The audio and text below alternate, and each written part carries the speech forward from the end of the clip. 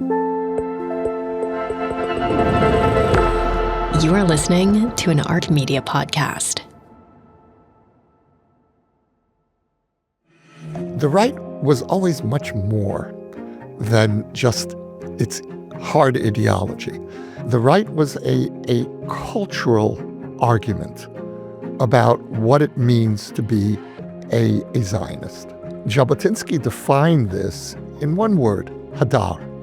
Hadar means dignity in its more grandiose majesty. Majesty, exactly. And when I look at what Netanyahu has done to this Likud, he has destroyed hadar. When Netanyahu goes to Washington, and he's living in a Trump-centric universe with Trump's pressures, he's aware of them, and he signs a deal to end the war. Whether it was exactly what he wanted, he's adapting. But one of the central questions that a Bennett government and a Lieberman government are going to have to answer is, what do you want? What are your plans? What are your goals and red lines?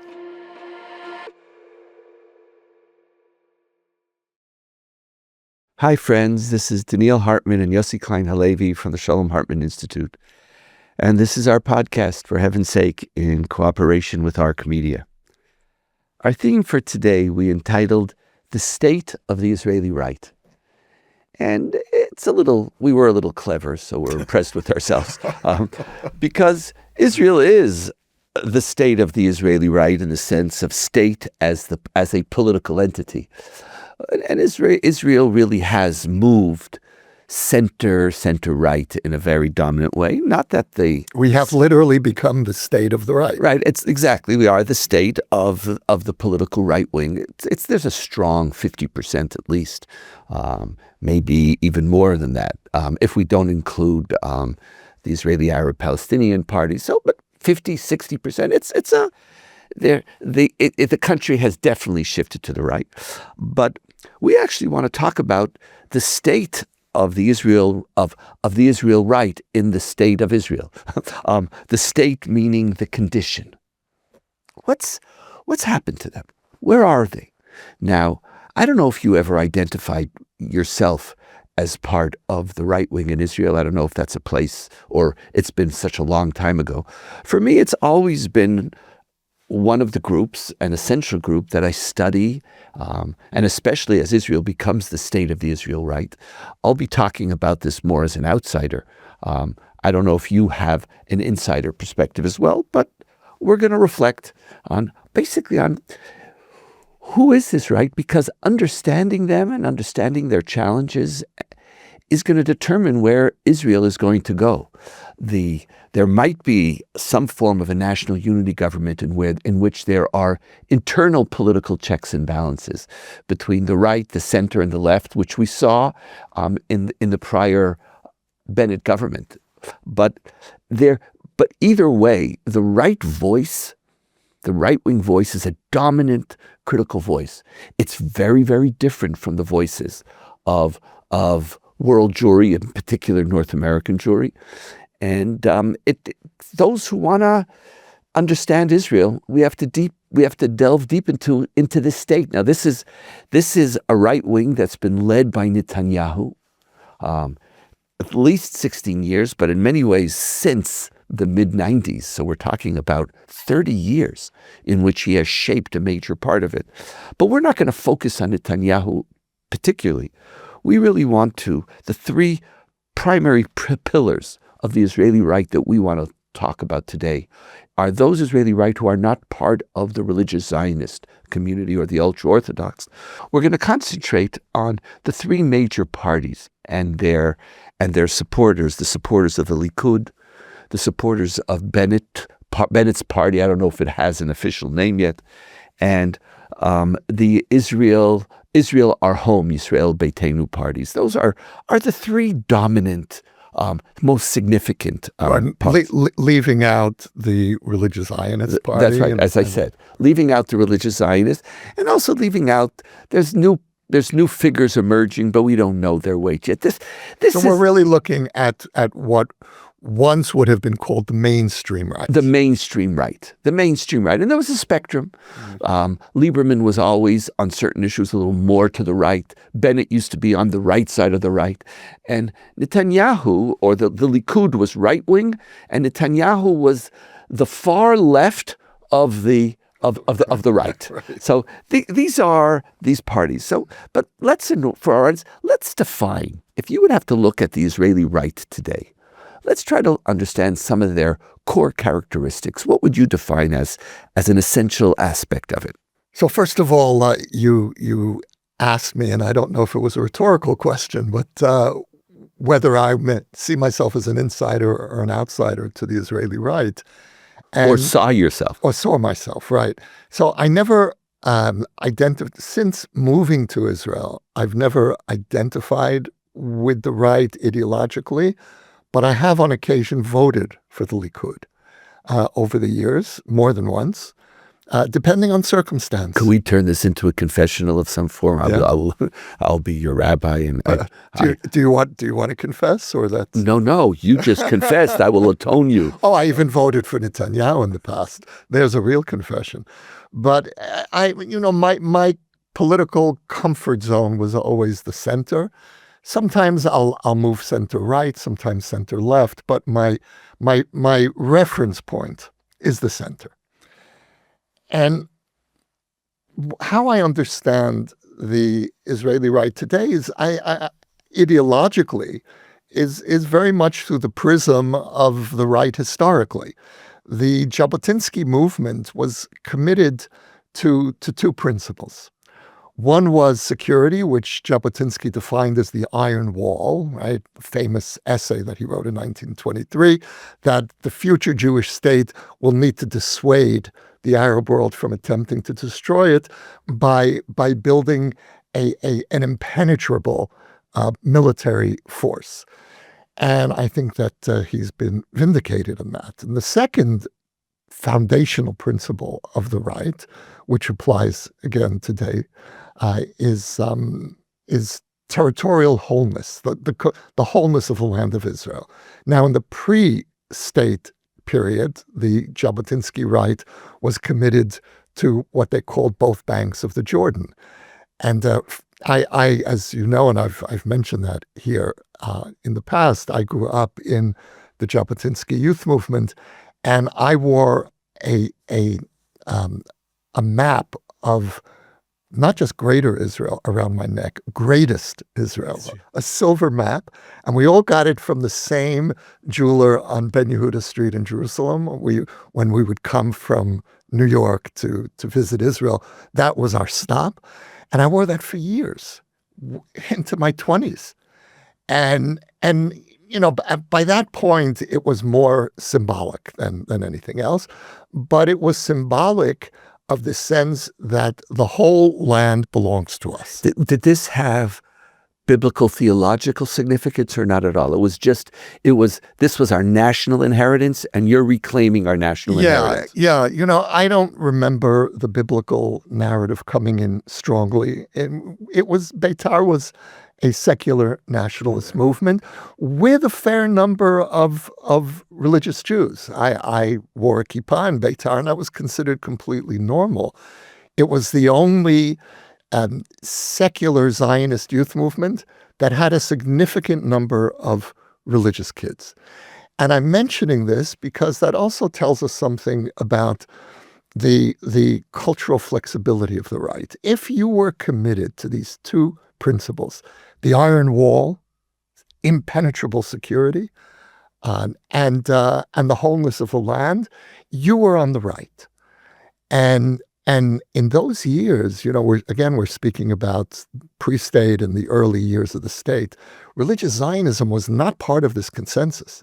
It was B'nai Akiva, the religious Zionist youth movement, was socialist and identified more with the socialist, secular, left-wing movements, certainly than it did with us. So these two ideas of the wholeness of the land and uncompromising security formed the basis of the right. and to this day, I would say formed the two sensibilities of the right. Now, one last point about this. If I could just, there was a point that you had made, which you said, if it didn't matter, if you accepted these two, you were in. And as a result, the Likud party had always had far more religious voters. Oh, absolutely. And also the Ashkenazi-Sephardi divide that just wasn't the point. Yeah. It wasn't, so it enabled them to create a more umbrella and inclusive absolutely, which explains the cultural success of the Likud, why it was able to speak to Mizrahim, in particular Jews from Muslim countries, and who were overwhelmingly traditional. And so there always was this sense on the right of we don't care what you are, we don't care what you believe or don't believe. You can be secular, you can be an atheist, you can be religious. This is the religion, security and land. And I stopped you. And the third point and the additional point that you wanted to make? That these two camps are, we've, over the years, and you and I have done this as well, we've made a distinction between the security camp and the biblical land of Israel camp. And the truth is that to some extent that's an artificial distinction, because you see in the historical roots of the right how these two were completely entwined. And even today, we speak about, for example, the non-ideological settlements, that are close to Jerusalem or Tel Aviv. But go out to Ma'ale Adumim, go to Ariel, and ask them about the historical, their connection to the historic land, and they take it as a given. And so I think that what still distinguishes these two camps from each other is a question of priority, and that among the hardcore, which today really is more the religious Zionists, it doesn't matter in the end what the security issues are.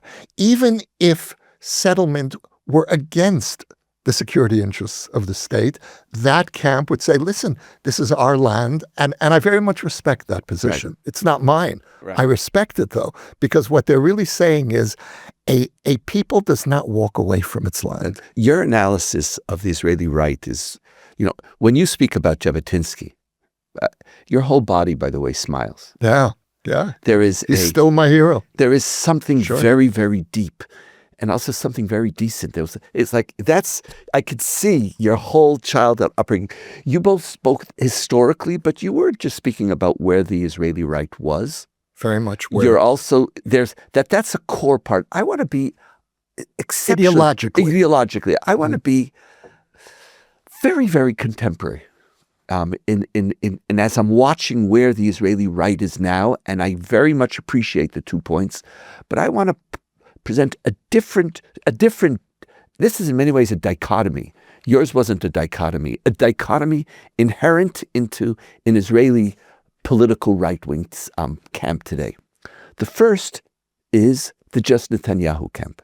You can't define Israeli right unless you don't associate it with the personality of Netanyahu. And it's not a cultish thing. It's not like Netanyahu, right? No. It's built maybe on the two principles or maybe one of them, that Israel's security. It's not the land, because he signed Y. He'll give up the land in a second.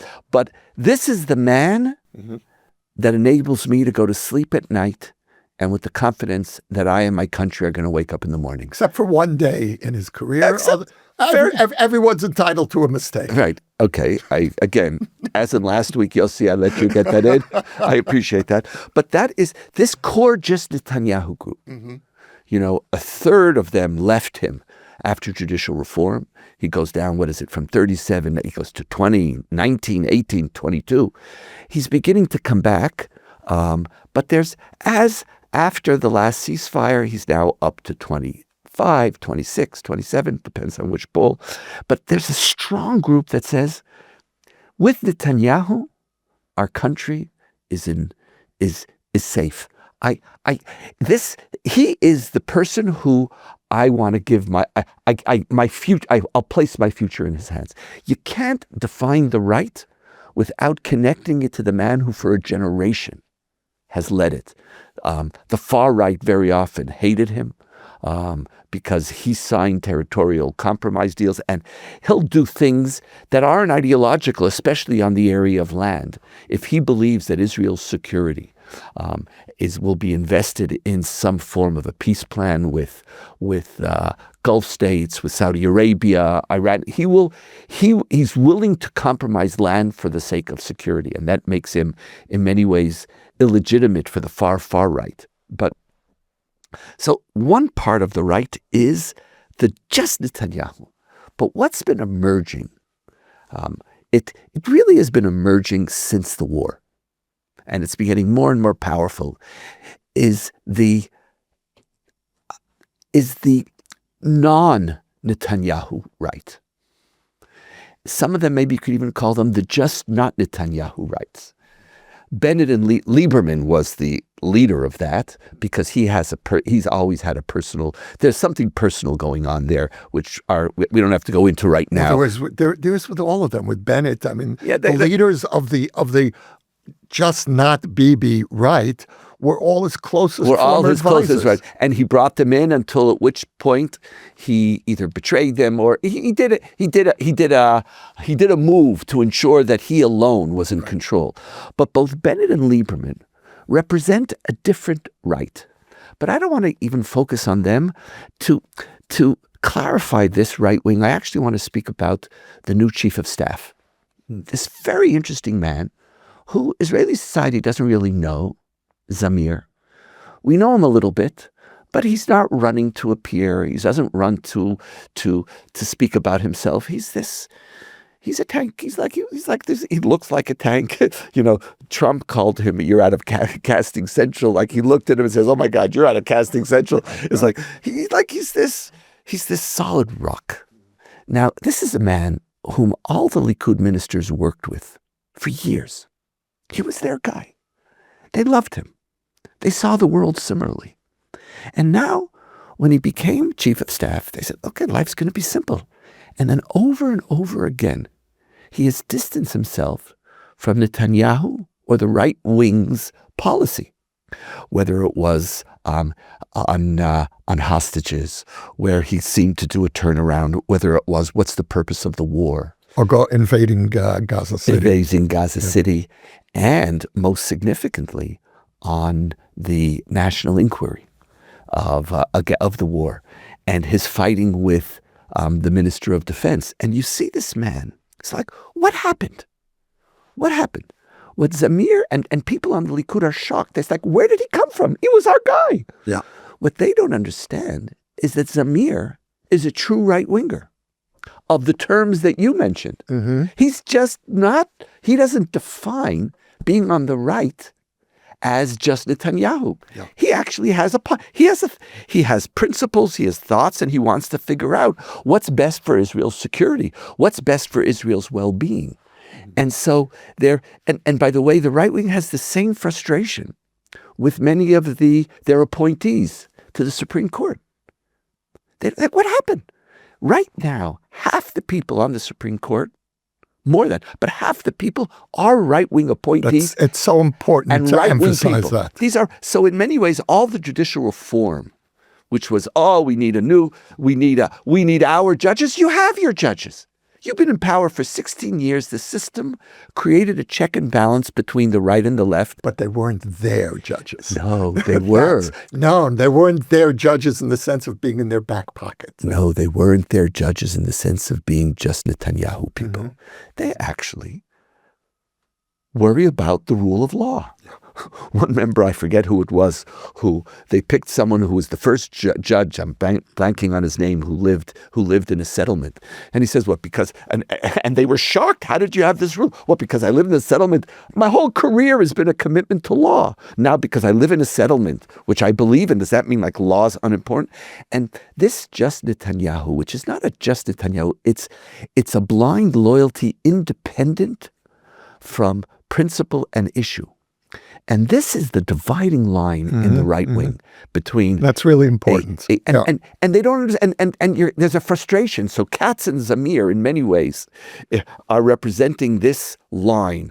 What is the goal? Katz is the defense minister. Is the goal that the party, my personal victory, my loyalty to Netanyahu, or is there some ideological right? And so when you look at Israel today, and the next election is really about who's going to lead this country, is it going to be the just Netanyahu right? Or is it going to be the just not Netanyahu right, which isn't just in the negative, that I'm just like on the left, anybody but Netanyahu. No, this just not Netanyahu goes back much closer to the ideological roots of what you were speaking about. But given this right wing, they're going to rule. The government is either going to be a Bennett government. I don't see it being a Netanyahu government. It's going to be a Bennett government, but it might be a Bennett. More and more people are now speaking about Bennett Likud government. I don't see a Bennett Netanyahu government, but a Bennett Likud government. What are the challenges facing the right wing today, given the contemporary struggles of Israel, the opportunities, the dilemmas that Israeli society has to face? What do you feel is the most important challenge facing this new Israeli right? Well, it's to deal with the terrible consequences of personalizing the right to such an obsessive extent, where we have a significant block of right-wing voters who really don't care about the principles and just trust Netanyahu blindly. And the consequences of this are really an erosion of some of the core principles of the right, not the two that I spoke about, not the commitment to the wholeness of the land and to security, but the right was always much more than just its hard ideology. The right was a cultural argument about what it means to be a Zionist. And Jabotinsky defined this in one word, hadar. Hadar means dignity in its more grandiose majesty. Majesty, exactly.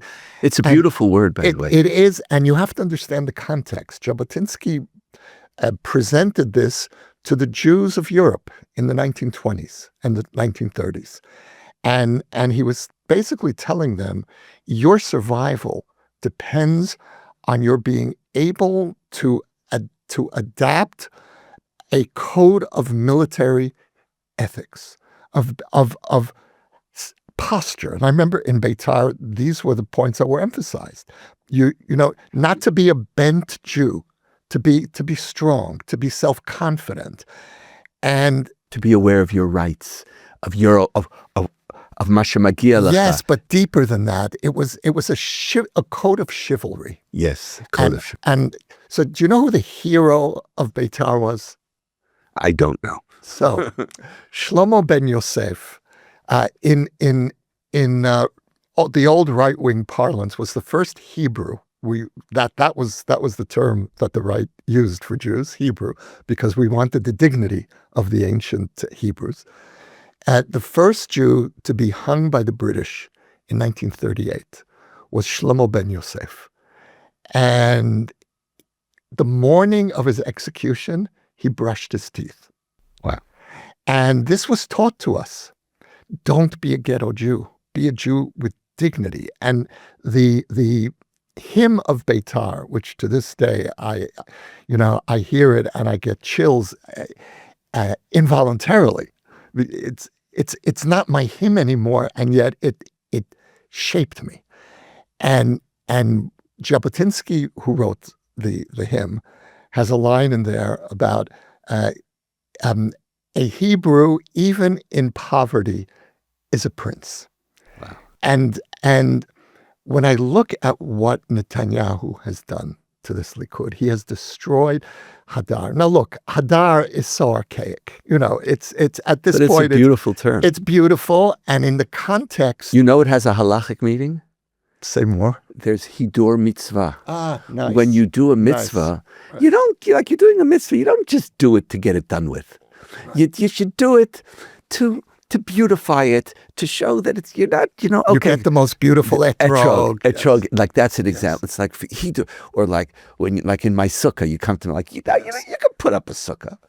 Knock yourself. Okay, I did a sukkah. Like, God, I did it. What are you? God's like, and you can get that feeling sometimes because if there's 613 commandments, it's exhausting. Right. God, I did it. What else do you want me to do? Okay, I did it. But like when you do hidur, there's a sense of a royalty, of a generosity of spirit, of a largesse, of something bigger that you connect to. Exactly. So listen to the horrified reactions of the old guard of the Likud. Benny Begin, most of all, Menachem Begin's son, Dan Meridor, that whole generation. What horrified them most of all about Netanyahu was a lack of dignity, that he was an inveterate liar. To lie was the worst offense in the Jabotinsky movement. It undermined your dignity.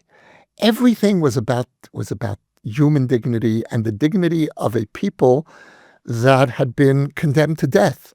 And Jabotinsky was trying to revive the ghetto Jew. That's Menachem Begin's personality. Completely. To understand this, you look at Begin. And what's the difference between Begin and Netanyahu? And what happened after the war in Lebanon? He resigned. I can't. He resigned. And he lo yachol yoter. I can't. He even disappears from the public eye. And you look at the difference between Lebanon and October. It's just this whole thing has changed. So what we've lost, and more broad. I mean, look, we haven't lost Hadar, because Hadar is a concept that really stopped being relevant as soon as the Holocaust was over and we became a state. But maybe we shouldn't have. There's something. Listen, with Begin, you didn't lose it. With Shamir, these were Hadar people. They were, and Ben Gurion, I think, absorbed something of the ethos of Hadar into what he called mamlachtiyut. Mamlachtiyut is the dignity of the state, that when you represent the state, you uphold its honor. And Ben-Gurion's great fear was that the Jews who had been powerless for 2,000 years wouldn't know how to run a state. And so he tried to invest the sense that the state itself has value, the apparatus of the state. It's not just functional. It actually has an elevated significance for a formerly stateless people. And what Netanyahu has done is destroy mamlachtiyut, the rule of law, the respect for the rule of law. And this is all so essential to, this is where Jabotinsky and Ben-Gurion really met, in mamlachtiyut. In mamlachtiyut.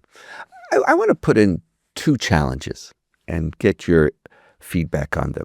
Because as I watch the right wing and I watch them coming closer and closer into power, and these aren't questions that I would put in front of a Netanyahu government, because it's the rule of Netanyahu, which is your primer challenge. Your challenge is, how do I maintain this particular constellation?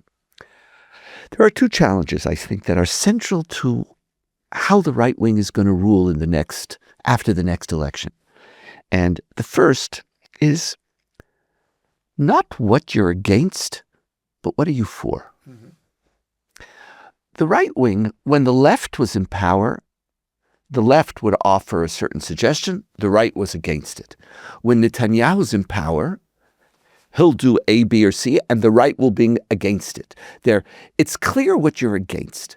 It's clear you're against stopping the war. Okay, I know you're for settlements. That's maybe the only thing, but that's more a religious right.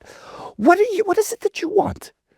What is it you want? Like when Netanyahu goes to Washington and he's living in a Trump-centric universe with Trump's pressures, he's aware of them, and he signs a deal to end the war, whether it was exactly what he wanted. He's adapting. Now, whether he's adapting ideologically or he's adapting just to keep himself in power, that doesn't interest me right now. But one of the central questions that a Bennett government and a Lieberman government are going to have to answer is, what do you want? What are your plans? What are your goals and red lines?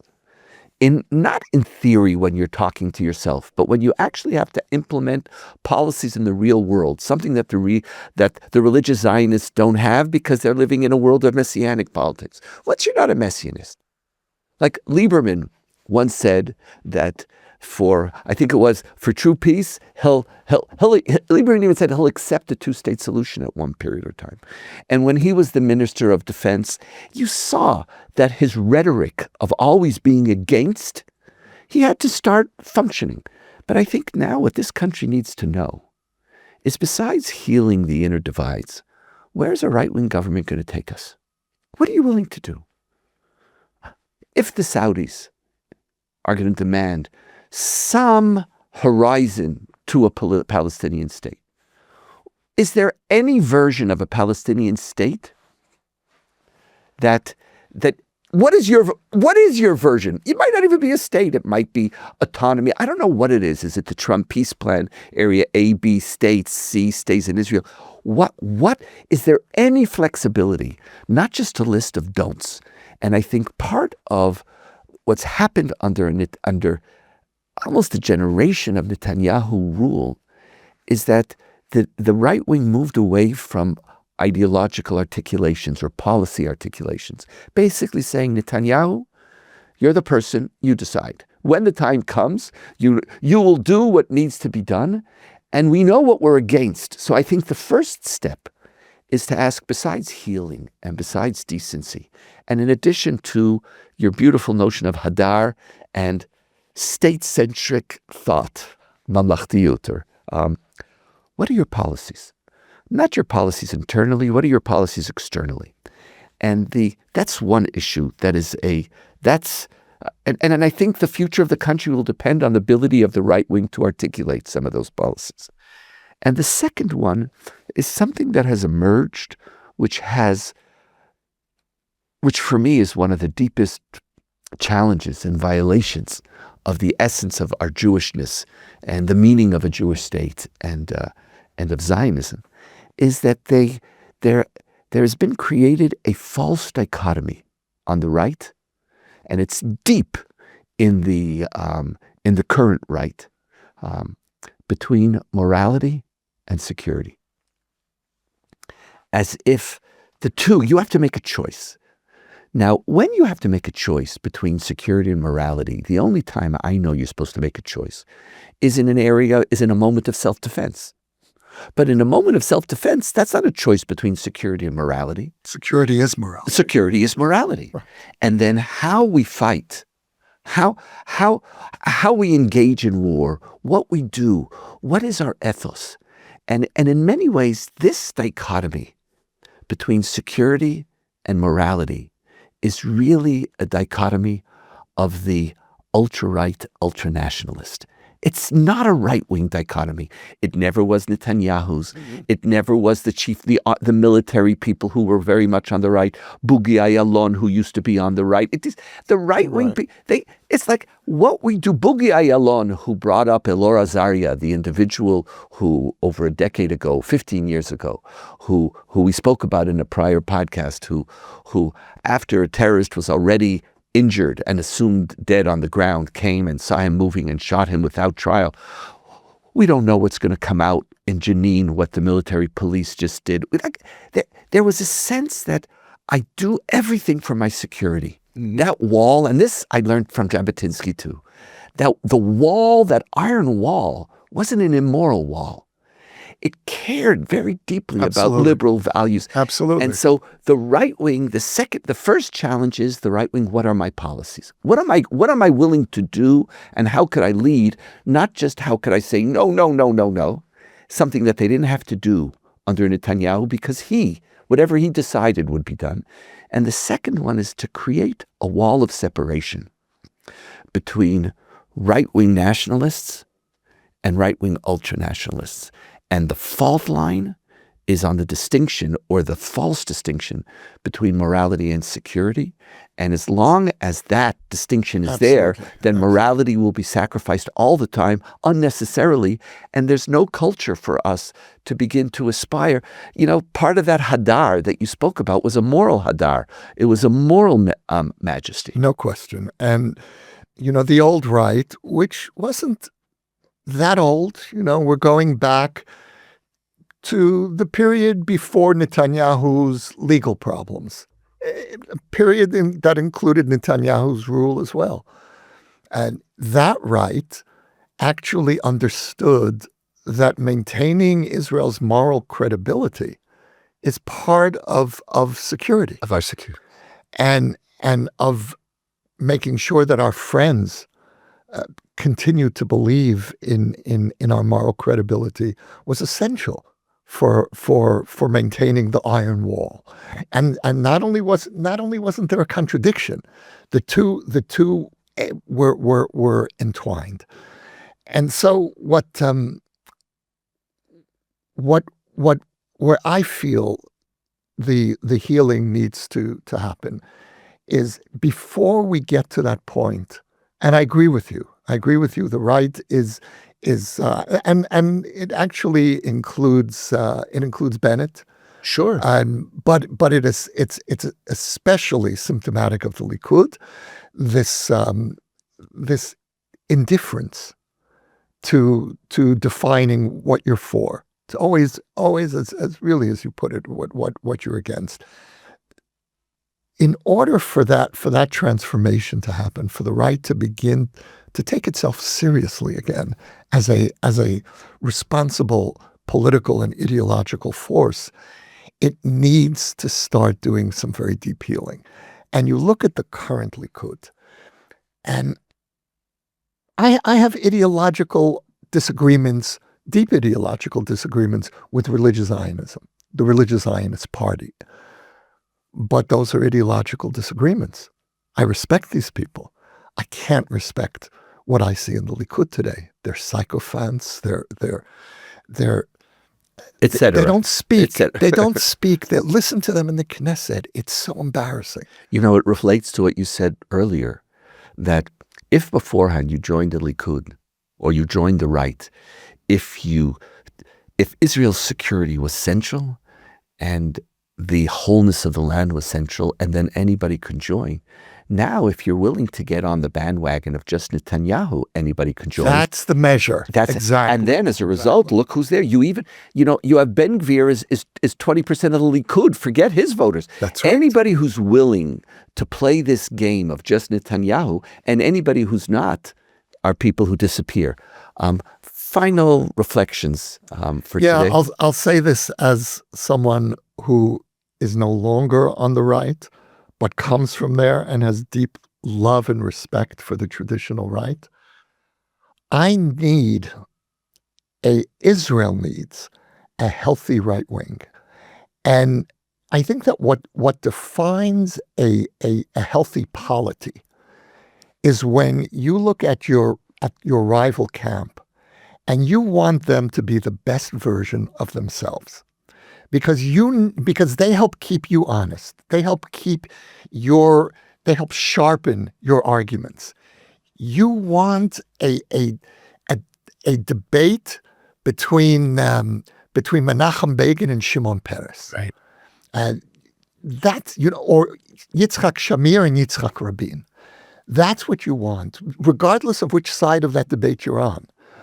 And so much of what's gone wrong, not just in our politics, in America, and around the world, is that each side wants the worst side of the other to come out, because then they're easy targets and you don't have to really engage with their arguments. You just delegitimize them.